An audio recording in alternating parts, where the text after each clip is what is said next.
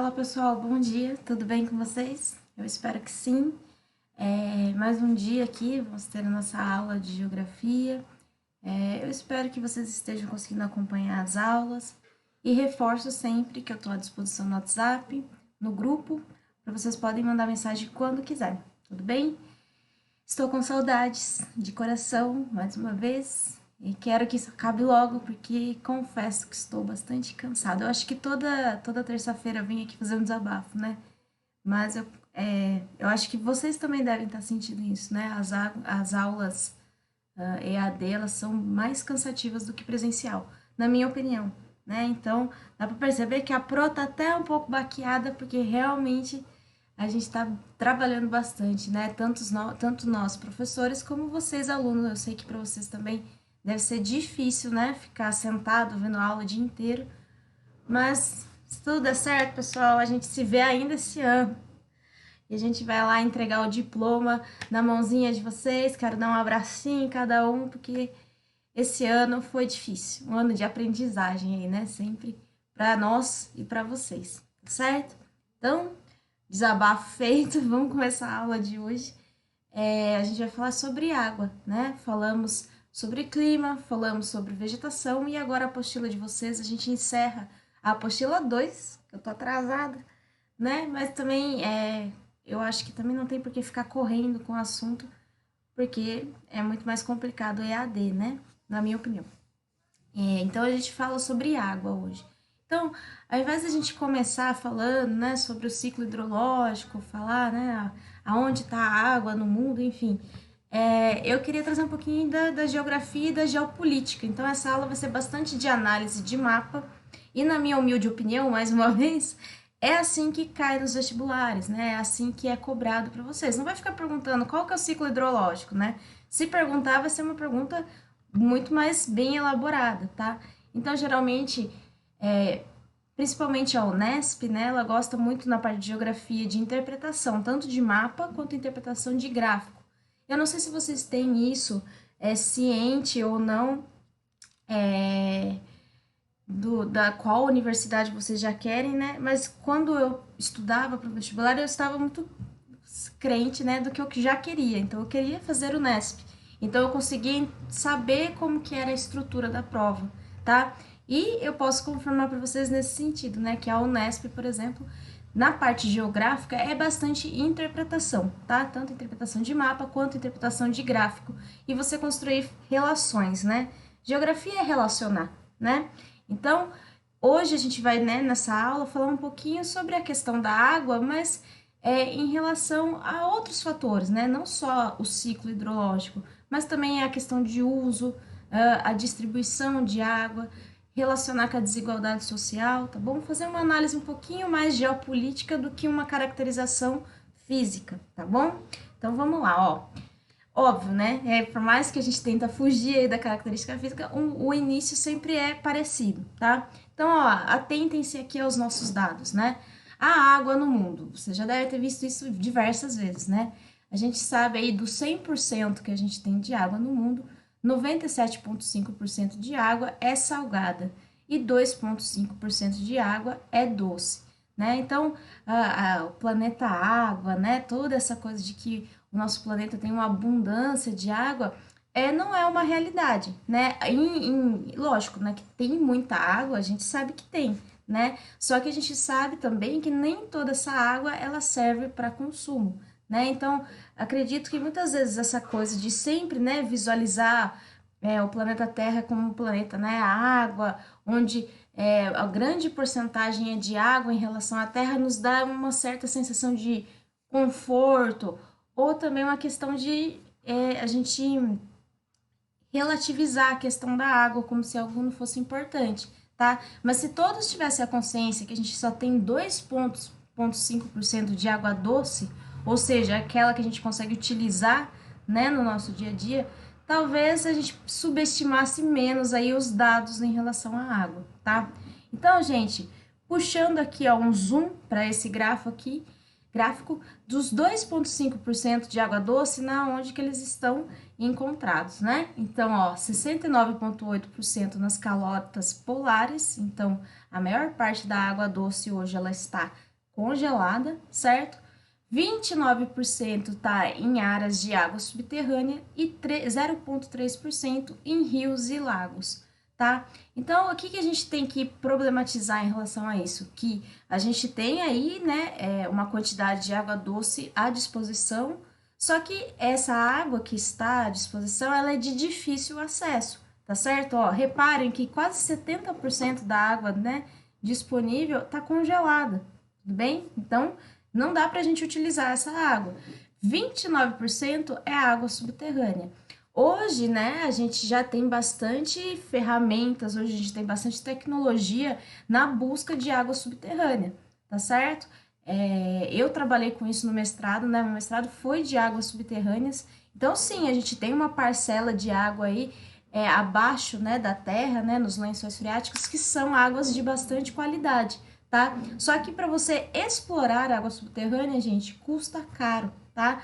Para você abrir poços, para você fazer toda, né, a busca pela água subterrânea, muitas vezes ela custa caro. Aqui no estado de São Paulo, a gente até que já usa, muitos municípios, né, no estado de São Paulo, praticamente só usa água subterrânea, né, que conseguiu aí desenvolver essa técnica. Mas na grande parte do mundo, muitas vezes não conseguem realizar essa técnica porque custa caro, tá certo? Então, ó, dois poréns aí, né? A maior parte está congelada e a segunda maior parte é água subterrânea e custa caro para você explorar, tá? E aqui realmente, né, está de fácil acesso para a gente esse 0,3% aqui, que são rios e lagos. Só que a gente sabe também que tem aí uma questão de poluição, né? Grande parte também desses rios e lagos eles já foram poluídos, né? Aqueles que estão em áreas urbanas. Se vocês tiverem a curiosidade qualquer dia de pegar fotos, né, ou vídeos do Rio Tietê e do Rio Pinheiros, né, no estado ali em São Paulo, né, na grande cidade, na grande São Paulo, né, vocês vão perceber a qualidade e como era aqueles rios, né? Então a urbanização, né? Inclusive, eu tô indo longe hoje. Tem um documentário que chama Entre Rios, não sei se vocês já ouviram falar já ou não, que é muito legal e ele traz sobre o desenvolvimento de São Paulo em cima desses rios, né? E trabalha toda a questão da inundação, tal, porque assim, construir o São Paulo em cima de 4 rios, né? De fato, eles fizeram em cima de 4 rios, né? Então, por isso que é tão comum as enchentes lá, né? E como que nunca ninguém pensou que isso ia dar errado, né? Construir uma cidade em cima de 4 rios. Como que isso poderia dar errado no futuro? Mas deu, tá? Então, como a gente olha, na verdade, né, o nosso planeta Terra e a gente vê aquela imensidão de água, a gente deveria visualizar, na verdade, desse jeito. Porque essa é a parcela de água que existe aí para o consumo humano, tá certo?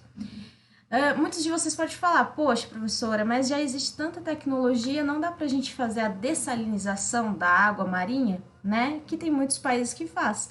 Por exemplo, eu coloquei aqui Israel, né? O que é isso? É você tirar a concentração de sal, tudo bem, da água marinha e você torná-la potável, tá? Mas de novo, né? Como não comparado com a água subterrânea, mas também é um processo muito caro, tá? Ó, tem um gasto de energia grande, tá? Para bombear a água para o filtro. E também aqui, né, dependendo de qual técnica você utilizar, também tem um gasto de energia para vaporizar a água, certo? Então, muitas vezes, os países que optam pela dessalinização são países que não têm mesmo água, que daí é a única forma de conseguir água potável, tá? É mais fácil aplicar essas técnicas do que importar água, por exemplo, tá?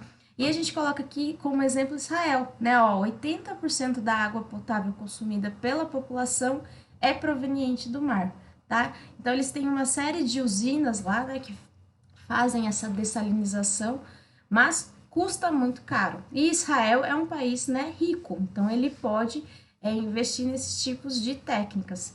Mas aqui no Brasil, por exemplo, a quantidade de rios, né, que a gente tem no nosso país, né, seria estupidez a gente acabar optando aí por esse tipo, né. Hoje a gente fala isso, talvez no futuro, quando a gente começar a sofrer com escassez de água no Brasil, não seja mais estupidez, né, mas se a gente colocar, se tiver a curiosidade aí de colocar um mapa dos rios no Brasil, vocês vão ver que a gente tem muita abundância de água, tá? E falando em abundância de água, aquele papo, né? A água do mundo vai acabar, a água do mundo tá acabando, as pessoas estão morrendo de sede, tem lugar que as pessoas morrem de fome porque não tem sede.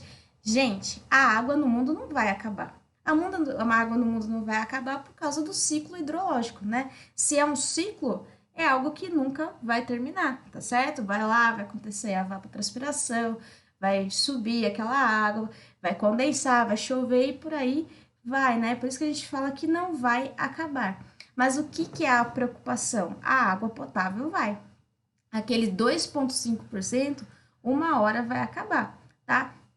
Principalmente também, gente, por conta das mudanças climáticas que a gente está vendo, né? Aquela água que está congelada, ela está começando a sofrer degelo, tá? Mas daí a gente vai entrar em outra parte da aula. Tudo bem? Então, só para vocês, né, terem essa noção, né? Ó, volume de água doce por área. Esse daqui é um mapa que, além dele estar com uma resolução ruim, eu peço desculpa, mas ele tem a cara de ser um mapinha feio, porque ele é uma anamorfose, né? É o preconceito, tá? O que que é uma anamorfose? São mapas que são distorcidos para ele tentar apresentar as informações de forma mais clara, tá certo? Então, a gente sabe aqui, ó, se é um mapa de volume de água, então os países que aparecem mais maiores no mapa, mais distorcidos, a gente sabe que tem uma quantidade maior de água. Os mapas que são mais fininhos aqui, ó, que tá mais estranho, a gente sabe que tem menos volume d'água, tá? Então, o que que a gente destaca aqui, ó? A gente percebe a América do Sul, um volume de água considerável, né? A gente pode colocar a América Latina. É que o México aqui, né, ele não tá muito, né, ele não tá muito com muito volume d'água, né? Mas a gente consegue ver aqui a América Central e a América do Sul com bastante volume d'água. Olha o Brasil, né? Outro lugar que parece que ser confortável em relação ao volume de água é aqui a América anglo-saxônica, que a gente fala, né? Canadá, Estados Unidos.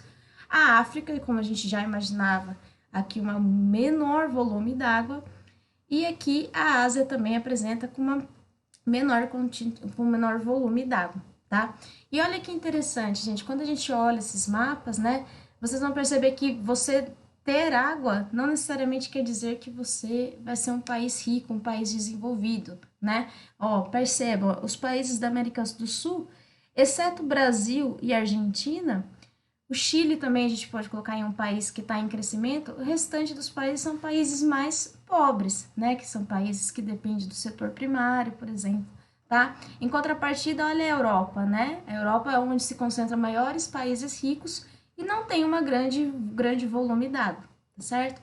Então, também é algo para a gente se questionar e que também obter esse recurso não necessariamente quer dizer que você vai ter um maior desenvolvimento, tá?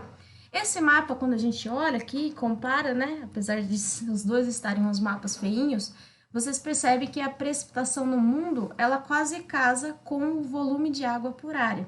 Faz sentido, né?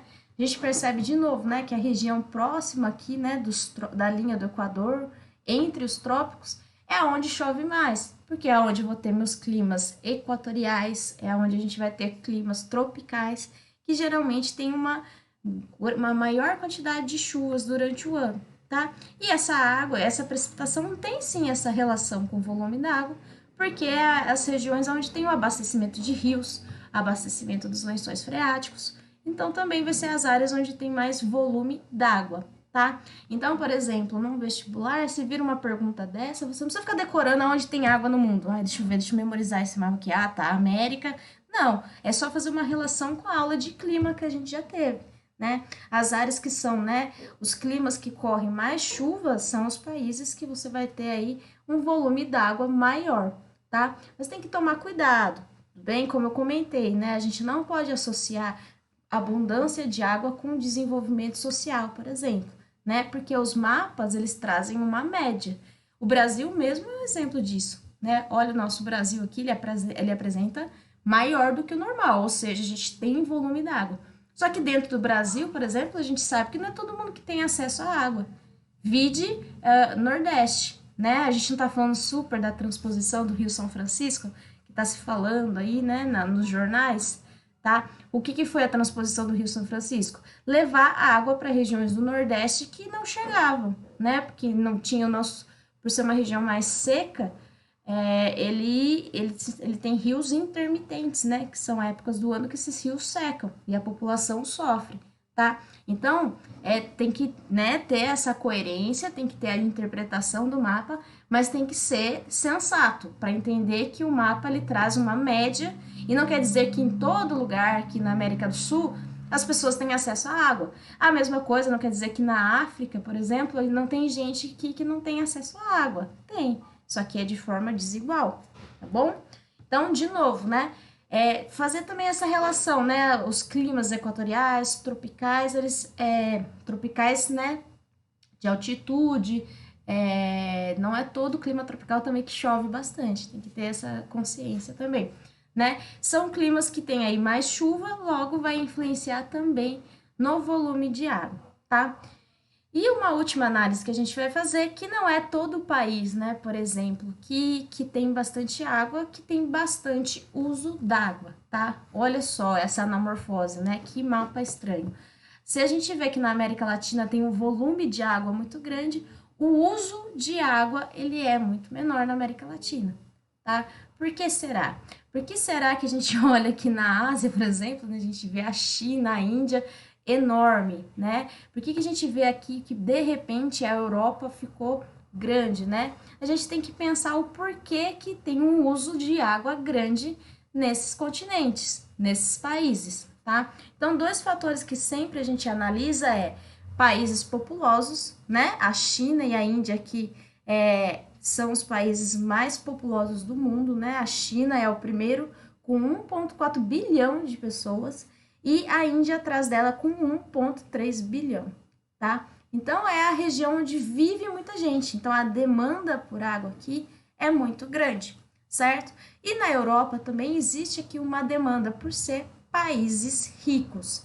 Professora, eu não entendi. Por que país rico consome mais água? Vamos fazer essa análise juntos? Ó, olhem esse mapa aqui comigo, né? Aumentou-se o consumo de água no mundo, mas a distribuição também aumentou. Na verdade, está errado aqui eu coloquei, né? A má distribuição aumentou, né? Olha, vocês têm aqui, né, a quantidade de água, tudo bem? Por ano, certo? Então, ó, a gente vê que em 1900 o consumo de água ele era muito inferior, né? Em 1950 vai aumentando esse consumo d'água, tá? Em 2000 você vê aí que, né, quadruplicou o consumo de água, certo? E aqui a expectativa em 2025 é que cada vez aumente mais o consumo de água, né? E daí o que a gente fala que é uma incoerência? Que quanto mais passa-se os anos, mais precisa consumo d'água. Só que mais pessoas também vivem sem acesso de água, né? 1,1 bilhão de pessoas vivem sem fácil acesso à água, né? Então é o que a gente ficou pensando lá do outro mapa, né? Por que a Europa consome mais água do que os outros países, né? Então vamos fazer essas perguntas. Por que o consumo aumenta, né? Por que com os passar dos anos o consumo está aumentando cada vez mais? Quem que mais consome? No que está sendo usada essa água aqui que a gente está consumindo cada vez mais? E a gente já sabe que não é todos que têm acesso. Então, os próximos mapas a gente vai discutir exatamente isso, tá? Mas a gente tem que entender, gente, quando se discute em água e quando fala lá da importância, por exemplo, de se economizar água, a gente fala as aulinhas de educação ambiental que a gente tem na escola. E, por favor, não me interpretem mal, mas é que a gente sempre fica, demora menos no banho, fecha a torneira na hora que for escovar o dente. São todas atitudes extremamente importantes. Só que vocês vão perceber agora que o consumo doméstico não é o maior. Na verdade, o consumo doméstico ele é mínimo, tá? Onde ocorre os maiores consumos de água é nos setores econômicos, principalmente o setor primário, que é a agricultura, pecuária, extrativismo, e o setor secundário. A indústria, gente, usa muita água. Qualquer produto que vocês estão olhando aí, né? E a gente vai discutir isso na próxima aula, né? A questão de água virtual e pegada hídrica. Essa camiseta que eu estou usando, houve um consumo de água para produzir. Esse computador aqui que eu estou usando para dar essa aula, provavelmente teve uma grande quantidade de água para conseguir produzir cada peça desse computador, tá? Esse celular aqui, procurem aí, né? Tenha a curiosidade de procurar e perguntar e ver quanto que foi gasto para produzir um celular, certo? Então, assim, a gente tem que pensar, não é só o consumo de água, não é só ali abrir a torneira e beber água, não é só o consumo de tomar banho, né? Mas principalmente a responsabilidade, né, é das indústrias e é da agricultura. Daí vocês pensam, pô, professora, então aí aliviou para nós, né? Agora tá tranquilão, então eu vou continuar aí escovando o dente, vou arrasar no banho, vou ficar lá cantando durante o banho. Primeiro, não é isso que eu quis dizer, né? É importante a gente ter consciência do consumo doméstico. Só que se a indústria produz, é porque tem alguém que consome, tá? Então a gente tem uma parcela de culpa, sim, tá? Eu sempre jogo a gente na roda, porque a gente faz parte de um sistema e a gente é culpado, sim, tá? É muito mais fácil falar assim, ah, mas a indústria fica produzindo pra caramba, a indústria fica poluindo, a culpa é deles. Se a indústria produz, é porque tem alguém comprando algo que ele produz, né? Ah, professora, eu não vou comprar mais nada, então, das indústrias? Tem que comprar, é óbvio, mas é sempre a questão da conscientização, né? Ou seja, quantas vezes por ano a gente troca de celular? Sem necessidade, né? Então vai além do consumismo, vai além do uso de recursos, né, naturais para produzir um celular e também vai a questão da água. Eu não sei se vocês já tinham parado para pensar nisso ou não, né? Abre o guarda-roupa aí, quantas camisetas vocês têm?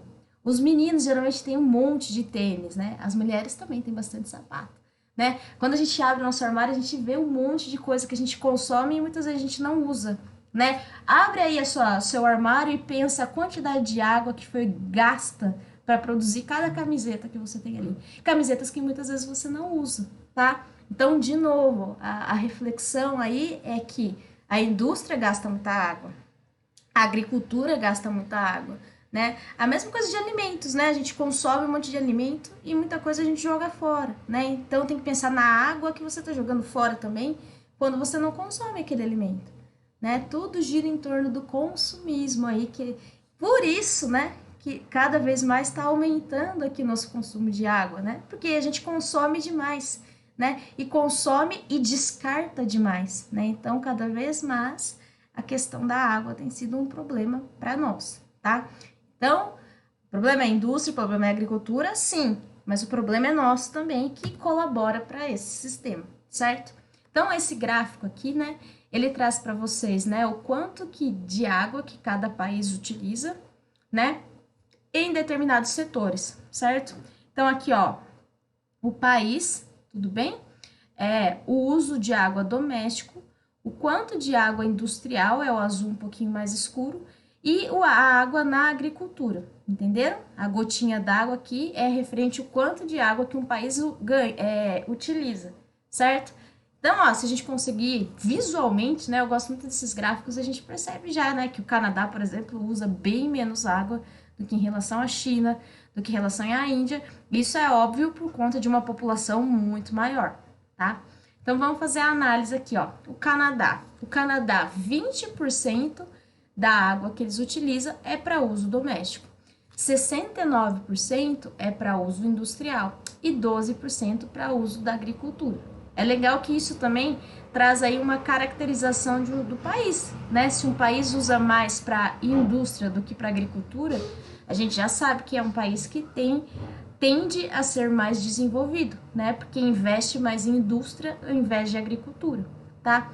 Olha a China. A China, né, tem uma população de 1,4 bilhão. Então, ele vai consumir muito mais água mesmo, né? Então, a gente vê aqui, ó, só 7% é utilizado para uso doméstico, 29% é utilizado nas indústrias e 68% é usado na agricultura.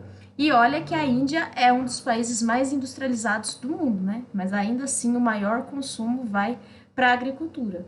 Se a gente fosse fazer essa análise aqui do Brasil, seria muito parecido com esse mapa aqui da China, né? Porque a gente investe bastante no setor primário, né? A agricultura é o nosso forte, tá? E eu esqueci de falar isso, né? Sempre quando a gente joga, né, essa questão da água e os setores econômicos, de lei as pessoas falam, a agricultura é a que mais gasta, né? A agricultura é a que mais gasta água por conta da irrigação, né? parte está correta e parte está errada. Por quê? Porque não são todos os países que investem no setor primário e não é todo país que investe na irrigação, tá? Então, é de lei muitas vezes a gente jogar já a agricultura no fogo e falando que ela é a culpada. Mas depende. Igual vocês estão vendo aqui, ó. Estados Unidos, por exemplo, ó, 46%, é isso? Não consigo enxergar direito. 46% é usado na indústria, tá? Mais do que a agricultura. Então, depende aí de cada país, tá? Esse gráfico aqui é para deixar claro para vocês que o uso da água, né, quando a gente discute aqui, a gente não está falando do uso doméstico, mas que ele vai muito além. Quando a gente fala da geopolítica da água, a gente está falando aonde ela é usada nos setores econômicos, certo? Agora falando de forma individualmente, né? Então agora a gente saiu ali dos setores da economia, tá? E agora a gente vai falar mais do individual. E de novo, esse tipo de dado ele traz muita informação em relação ao país, tá? De acordo com a ONU, será que é a ONU? Não é a ONU, tá? Mas acho que é esse dado aqui, tá? Eles dizem que o mínimo, né, de subsistência aí para um ser humano seria 50 litros, né, que é a média essencial. Ou seja, o mínimo que um ser humano tem que viver é de 50 litros por dia. 50 litros, como eu falei, né, é a média essencial, ou seja, beber, consumir água, ter um mínimo de saneamento básico, ter ali a questão da alimentação, certo? Sem usar de forma supérflua, tá? A gente teria que o mínimo seria 50 litros por dia, tá certo? E daí ele faz uma comparaçãozinha aqui, né? Ele vê que nos Estados Unidos, em média, um americano usa 575 litros, tá? De novo, chuchuzinhos, não é bebendo 575 litros, mesmo porque é óbvio, né? Beber água é super saudável, né? Falam aí que o correto é você beber de 2 a 4 litros de água por dia. Eu bebo minha quantidade de água por dia bebendo café, então eu faço ali de uma forma indireta, né? O uso aqui de água no meu café. Então o correto seria, tá? Para quem é fitness não, né? Para quem é certo e saudável, o correto é você beber de 2 a 4 litros por dia.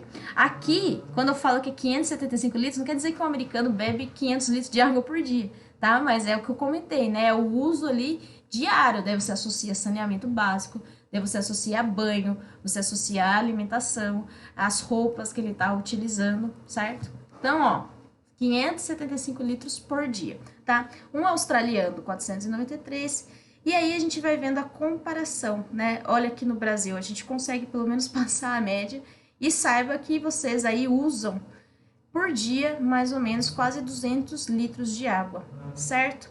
E em contrapartida a gente vê aí que países como Angola, Camboja, o Haiti e o Ruanda, né? Haiti é aqui na América Latina, mas os outros países, né, ficam ali na região da África e da Ásia, tá? São países que os caras não têm nem o mínimo, tá? Isso pode ser por quê? Pode ser por conta de uma desigualdade social muito grande, que as pessoas não conseguem ter acesso à água, e pode ser também porque alguns países estão numa área que chove pouco, ser uma área desértica, tá? Então isso faz com que eles tenham menos acesso à água, ok?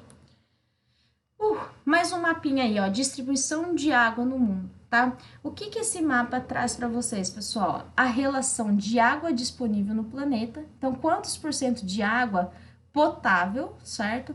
Tem naquele país em relação ao total, tá?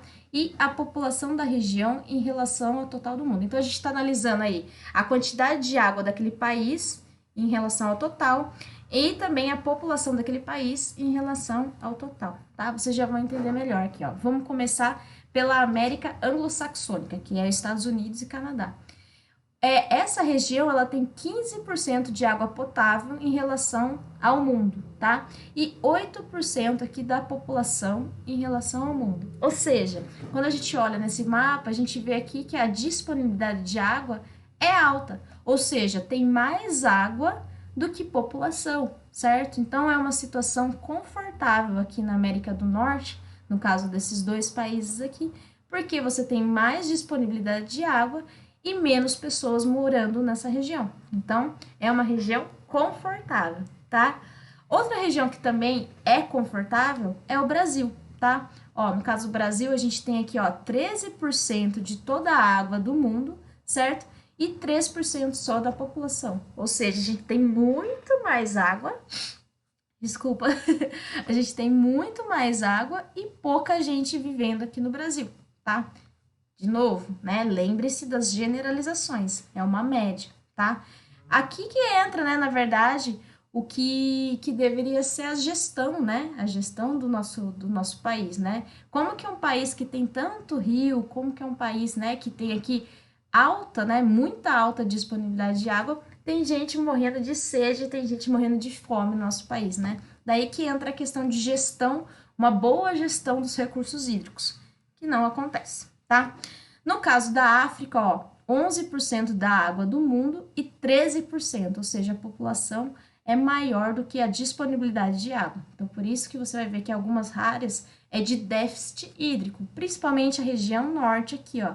Lembra que a região norte a gente tem um deserto aqui, né, gente? Deserto do Saara, Oriente Médio, que também é uma área de deserto, tá? Então vai ser mais difícil ter água mesmo, tá? A Austrália, a Oceania, né, é mais tranquilo. A Ásia, a gente vai se preocupar, né, uma baixa disponibilidade hídrica, tá? Porque tem muita gente que mora nessa região, né, é o continente mais populoso do mundo, né, então é muita demanda para pouco recurso hídrico, certo? Ai, então, outra fonte aí para vocês, tá? A segunda coisa que vocês têm que pensar, gente, olha só que interessante, né? Esse mapa aí traz aí escassez física e escassez econômica, tá? E olha que doideira. Ah, me desculpem. E olha que doideira, gente. Todos os mapas que eu mostrei para vocês, volume de água. América Latina com bastante água, né? Com aqueles mapas mais cheinhos, né? Daí a gente fala lá uso de água, usamos pouca água, então a gente tem muito volume e usa pouca água.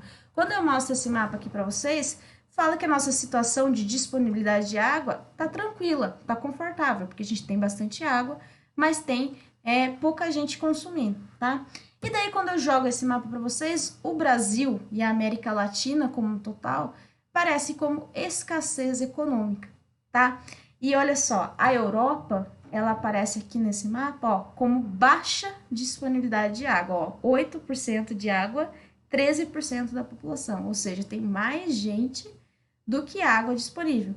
E nesse mapa aqui ela aparece com pouca ou nenhuma escassez. Daí você vai pensar, professora, você tá jogando um monte de mapa aí e não tá sabendo analisar, né?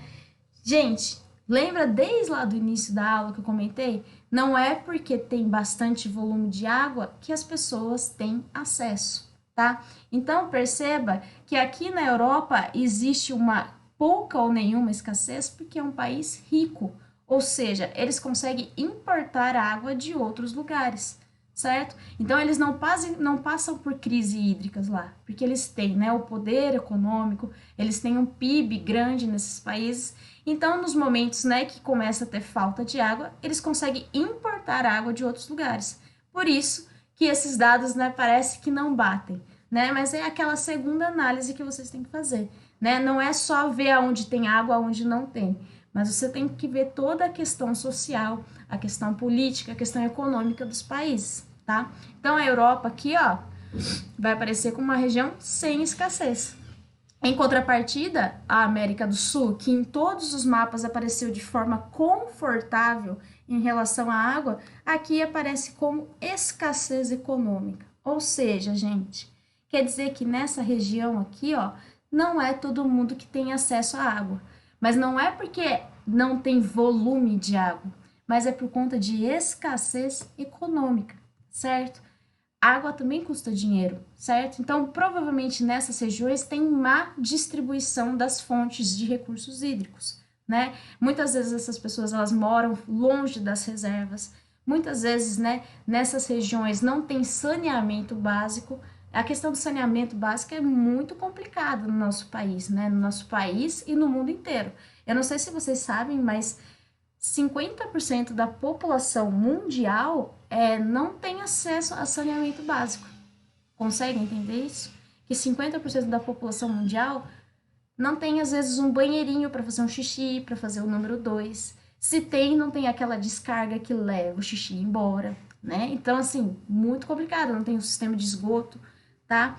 Então, é o que acontece muitas vezes nessas regiões. Existe o volume de água, mas ele não é bem distribuído. E as pessoas, elas não têm acesso, né? Não têm dinheiro para poder consumir essa água, tá? Então, por isso que essas regiões aqui, ó, aparece em amarelinho, tá?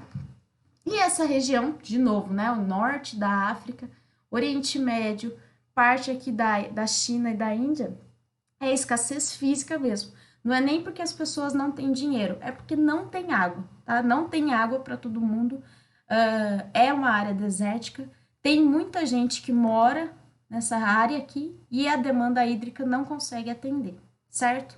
Então, olha que legal esse mapa, né? Tem que fazer uma análise. Se cai no vestibular um mapa desse, muitas vezes a gente acaba fazendo análise errada. A gente poderia falar, né? Se a gente não tivesse feito toda essa discussão aqui, vocês olhariam esse mapa e falariam, na Europa não tem problema de água, tem bastante água lá. E a gente sabe que não. E daí a gente olha esse mapa da América Latina e falaria, na América do Sul não tem água. E a gente sabe que tem bastante, tá? Então, é muito importante a gente fazer essas análises juntos, certo? Estamos terminando. No caso aqui do Brasil, cada brasileiro consome em média 200 litros de água por dia. Olha só, os seus danadinhos. Quando lá a gente viu que, na verdade, com 50 litros vocês conseguiriam viver de forma, né, com o mínimo seria 50 litros, né? Mas a gente gasta aí 200 litros, certo? Para um banho de chuveiro elétrico de 30 minutos são gastos aproximadamente 90 litros d'água, né? Bastante, né? 30 minutos. Eu não fico 30 minutos no banheiro, né? Meninas, quando vai lavar o cabelo, às vezes a gente demora mais, né? Mas 30 minutos com o chuveiro ligado é muita água. Acho que a minha mãe tinha uma ditadura muito forte na minha casa, quando eu era adolescente. Chicote estralava se ficasse muito tempo no banho, ó. Ficava batendo igual uma maluca lá, irritando a gente, né? Para escovar os dentes em 5 minutos com a torneira, não muita merda, gasta-se 12 litros d'água. E cada acionamento de descarga consome em torno de 12 litros. Doideira, né? Olha, para cada vez que a gente aperta a descarga, são 12 litros d'água que vai embora. Doideira, né, gente? Então, gente, para finalizar essa primeira parte da aula, né? Hoje a gente fez uma análise aí mais geográfica e geopolítica da água, o consumo de água diária per capita, né? Então, como eu comentei, em relação aí aos países, né? De novo, considerando a água virtual, tá? E não o consumo d'água aqui. Então, a gente sabe que hoje os Estados Unidos são os habitantes que mais consomem água, Austrália, Itália, Japão, Espanha, Noruega, França, Áustria, Dinamarca, Alemanha. O que a gente percebe aqui? Que são os países mais ricos, certo? São países mais... Aqui a gente está falando por pessoa, né? Então, se é por pessoa, elas têm mais dinheiro para poder consumir essa água. Daí vem Brasil, Portugal aqui, Índia, China, Quênia. Então, a gente vai vendo alguns países aí que são menos ricos, né? Em desenvolvimento, tudo bem? E aqui, ó, para fechar essa primeira aula, o ser humano, né, consome de 2.000 a 5.000 litros de água na forma de alimentos, que é a água virtual que a gente vai falar, tá? Tudo que a gente usa, tudo que a gente consome tem utilização de água no processo para se produzir, tá? Então, na próxima aula, pessoal, a gente vai falar de água virtual e a gente vai falar também de pegada hídrica, tá? Ah, professora, mas a gente não vai falar da característica física? Vamos, né? Mas como eu comentei, eu acredito que isso é uma parte muito mais importante e muito mais cobrada. Mesmo porque ciclo hidrológico é algo que vocês veem desde sexto ano em geografia, em biologia, sei lá, mas aonde vocês veem. Então, vocês estão cagando já sabendo o que é ciclo hidrológico, tá bom, gente? Então, a gente termina aqui a nossa primeira parte da aula, certo?